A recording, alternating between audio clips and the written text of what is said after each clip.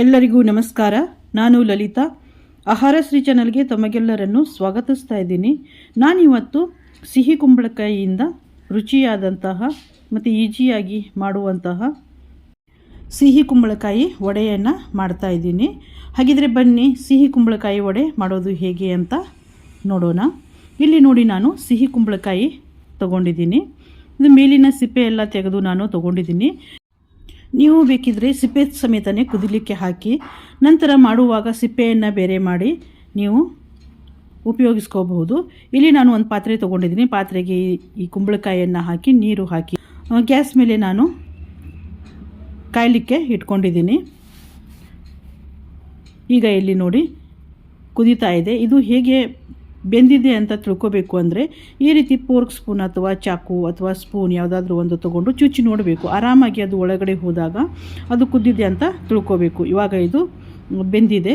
ಇದನ್ನು ತಣ್ಣಗಾಗುವವರೆಗೂ ನಾವಿಲ್ಲಿ ಈ ಮೆಂತ್ಯ ಪೌಡ್ರ್ ಮಾಡ್ಕೊಳ್ಳೋಣ. ಮೆಂತ್ಯನ ನಾನು ಹುರಿದಿಟ್ಕೊಂಡಿದ್ದೆ ಮೊದಲೇ. ಅದನ್ನು ಇಲ್ಲಿ ಒಂದು ಮಿಕ್ಸಿ ಜಾರಿಗೆ ಹಾಕ್ತಾಯಿದ್ದೀನಿ. ಮೆಂತ್ಯನ ಹುರಿದೇ ತೊಗೊಳ್ಳಿ, ಹಾಗೇನೇ ತೊಗೊಳ್ಳಿಕ್ಕೆ ಹೋಗಬೇಡಿ. ಇದು ಸ್ವಲ್ಪನೇ ಮೆಂತ್ಯ ಇರೋದ್ರಿಂದ ಬೇಗ ಪೌಡರ್ ಆಗೋಲ್ಲ. ಅದಕ್ಕೋಸ್ಕರ ನಾನಿಲ್ಲಿ 3 ಟೇಬಲ್ ಸ್ಪೂನಷ್ಟು ಅಕ್ಕಿ ಹಿಟ್ಟು ಹಾಕ್ತಾಯಿದ್ದೀನಿ. ಅಕ್ಕಿ ಹಿಟ್ಟು ಹಾಕಿದರೆ ಪೌಡ್ರ್ ಮಾಡ್ಕೊಳ್ಳೋಣ. ಈಗ ನಾವು ಮೆಂತ್ಯ ಹಾಕೋದ್ರಿಂದ ಘಮ ತುಂಬ ಚೆನ್ನಾಗಿ ಬರುತ್ತೆ. ಈಗ ಇಲ್ಲಿ ನಾನು ಪೌಡ್ರ್ ಮಾಡಿ ತೊಗೊಂಡಿದ್ದೀನಿ. ನೋಡಿ, ಇಲ್ಲಿ ಈ ರೀತಿಯಾಗಿ ಪೌಡರ್ ಆಗಿದೆ. ಇದನ್ನು ನಾವು ಸ್ವಲ್ಪ ಈಗ ಸಾಣಿಸ್ಬೇಕು. ಇವಾಗ ನೋಡಿ, ಇಲ್ಲಿ ಪೌಡ್ರ್ ಮಾಡ್ಕೊಂಡಿದ್ದೀನಿ. ಈಗ ಇದು ತಣ್ಣಗಾಗಿದೆ. ಇದನ್ನೊಂದು ಮ್ಯಾಶರ್ ಇದ್ದರೆ ಮ್ಯಾಶರ್ನಿಂದ ಅಥವಾ ನೀವು ಕೈಯಿಂದನೂ ಕೂಡ ಮ್ಯಾಶ್ ಮಾಡ್ಕೋಬಹುದು. ಈ ರೀತಿಯಾಗಿ ಮ್ಯಾಶ್ ಮಾಡ್ಕೊಳ್ಳಿ.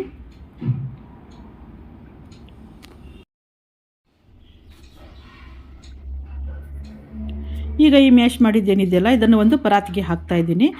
ಹಾಗೆಯೇ ನಾವು ಮೆಂತ್ಯ ಪೌಡರ್ ಏನು ಮಾಡ್ಕೊಂಡಿದ್ವಲ್ಲ, ಆ ಮೆಂತ್ಯ ಪೌಡ್ರ್ ಕೂಡ ಹಾಕಿದ್ದೀನಿ. ಮತ್ತು ಒಂದೇ ಒಂದು ಚಿಟಿಕೆಯಷ್ಟು ಉಪ್ಪು ಹಾಕಿದ್ದೀನಿ. ಇದಕ್ಕೆ ನಾವು ಈಗ ಬೆಲ್ಲ ಸೇರಿಸಬೇಕು. ಇದು 1 ಬೌಲಷ್ಟು ತಂದರೆ 1/4 ಬೌಲಷ್ಟು ನಾವು ಇದಕ್ಕೆ ಬೆಲ್ಲ ಸೇರಿಸಬೇಕು.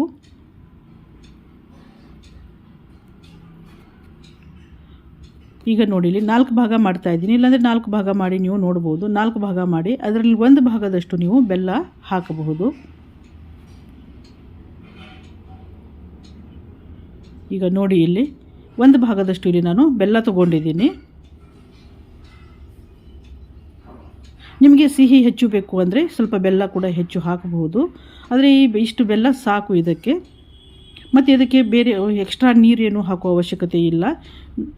ನಾವು ಬೆಲ್ಲ ಹಾಕಿದಾಗ ಈ ರೀತಿ ನೋಡಿ ಪೇಸ್ಟ್ ಥರ ಆಗುತ್ತೆ. ಇದರಲ್ಲಿನೇ ನಾವು ಅಕ್ಕಿ ಹಿಟ್ಟು ಹಾಕಿ ಇದನ್ನು ಗೋಧಿ ಹಿಟ್ಟು ನಾವೇನು ನಾದ್ತೀವಲ್ಲ ಚಪಾತಿ ಮಾಡಲಿಕ್ಕೆ, ಆ ರೀತಿಯಾಗಿ ನಾವು ಹಿಟ್ಟನ್ನು ನಾದ್ಕೋಬೇಕು. ನೋಡಿಕೊಂಡು ನೀವು ಅಕ್ಕಿ ಹಿಟ್ಟನ್ನು ಹಾಕ್ಕೊಳ್ಳಿ. ಸ್ವಲ್ಪ ಸ್ವಲ್ಪನೇ ಹಾಕಿ. ಇದಕ್ಕೆ ಇಷ್ಟೇ ಹಾಕಬೇಕು ಅಂತ ಅಳತೆ ಏನಿಲ್ಲ. ಇದಕ್ಕೆ ಎಷ್ಟು ಹಿಡಿಸುತ್ತೆ ನೋಡಿ ಅಷ್ಟು ಅಕ್ಕಿ ಹಿಟ್ಟನ್ನು ಹಾಕಿ ಇದನ್ನು ನಾದ್ಕೋಬೇಕು. ಇವಾಗಿಲ್ಲಿ ನಾದಿ ಆಗಿದೆ. ಇದನ್ನು ಒಂದು 10 ನಿಮಿಷ ಇದನ್ನು ಹಾಗೆ ರೆಸ್ಟ್ ಮಾಡಲಿಕ್ಕೆ ಬಿಡೋಣ. ಈಗ 10 ನಿಮಿಷ ಆಗಿದೆ.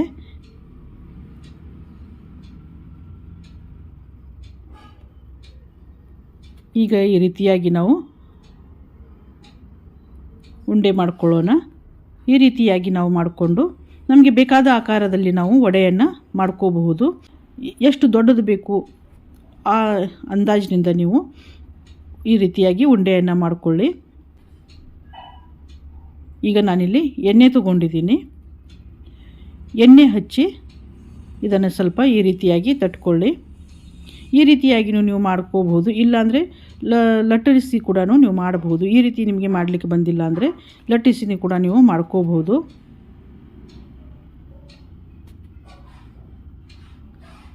ನೋಡಿ, ಬಹಳ ದಪ್ಪನೂ ಅಲ್ಲ, ಬಹಳ ತೆಳ್ಳಗೂ ಅಲ್ಲ.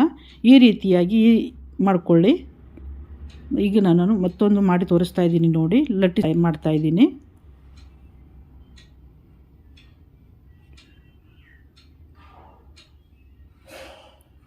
ನೋಡಿ, ಇವಾಗ ಈ ರೀತಿಯಾಗಿ ಮಾಡಿಕೊಳ್ಳಿ.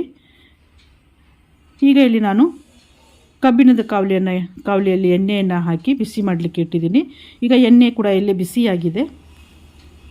ಈಗ ಬಿಸಿಯಾಗಿರೋ ಎಣ್ಣೆಗೆ ಇಲ್ಲಿ ನಾನು ಒಂದೊಂದಾಗಿ ನಾವು ಮಾಡ್ಕೊಂಡಿದ್ದು ವಡೆ ಏನಿದೆಯಲ್ಲ ಅದನ್ನು ಹಾಕಿ ಕರಿಬೇಕು.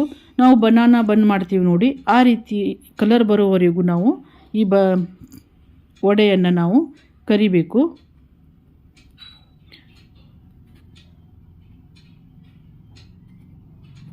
ಇದನ್ನು ನಾವು ಕಾಯಿ ಚಟ್ನಿ ಜೊತೆಗೆ ತಿನ್ನಬೇಕು, ತುಂಬ ಚೆನ್ನಾಗಿರುತ್ತೆ. ಈ ರೆಸಿಪಿ ನಿಮಗೆ ಇಷ್ಟ ಆಯಿತು ಅಂದರೆ ದಯವಿಟ್ಟು ಸಬ್ಸ್ಕ್ರೈಬ್ ಮಾಡಿ, ಪಕ್ಕದಲ್ಲಿರುವ ಬೆಲ್ ಐಕಾನ್ನ ಕ್ಲಿಕ್ ಮಾಡಿ, ಹಾಗೆಯೇ ಲೈಕ್ ಕೂಡ ಮಾಡಿ. ನಿಮ್ಮ ಫ್ರೆಂಡ್ಸ್ ರಿಲೇಟಿವ್ಸ್ಗೂ ಕೂಡ ಈ ರೆಸಿಪಿಯನ್ನು ಶೇರ್ ಮಾಡಿ, ಮತ್ತು ನಿಮಗೆ ಈ ರೆಸಿಪಿ ಹೇಗೆ ಅನ್ನಿಸ್ತು ಅಂತ ಕಮೆಂಟ್ ಕೂಡ ಮಾಡಿ.